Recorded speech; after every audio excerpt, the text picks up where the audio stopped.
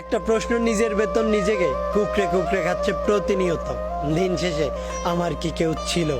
প্রশ্নটার উত্তর মেলাতে পারি না, কারণ প্রশ্নটার উত্তর মেলাতে গেলেই চোখের সামনে ভেসে ওঠে কিছু পরিচিত মানুষের অপরিচিত চেহারা, ভেসে ওঠে কিছু মানুষের বেইমানি, প্রতারণার বিশ্বাসঘাতকতা, যেটা কখনোই তাদের কাছ থেকে কাম্য ছিল না।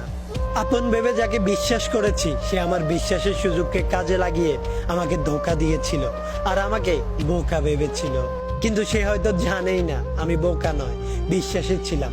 আর কারো বিশ্বাস একবার ভেঙে গেলে সেটা হাজার চেষ্টা করেও আর কখনোই জোড়া লাগানো যায় না।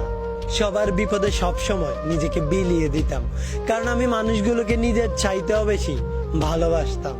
বিনিময়ে সবার কাছ থেকে শুধু অবহেলা পেতাম, কারণ এই সমাজের যেই মানুষটা সবার সাথে মিলেমিশে চলতে চায়, এই সমাজ সেই মানুষটাকেই সস্তা উপাধিটা দিয়ে দেয় আর সেই মানুষটাকে অবহেলার পাত্র বানায়।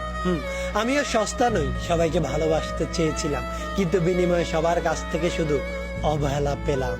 সুসময়ে সবাইকে চারপাশে দেখতে পেতাম, কিন্তু দুঃসময়ে নিজের ছায়াটা ছাড়া আর কাউকে পাশে পাইনি। আমি সবাইকে সবসময় চেয়েছিলাম,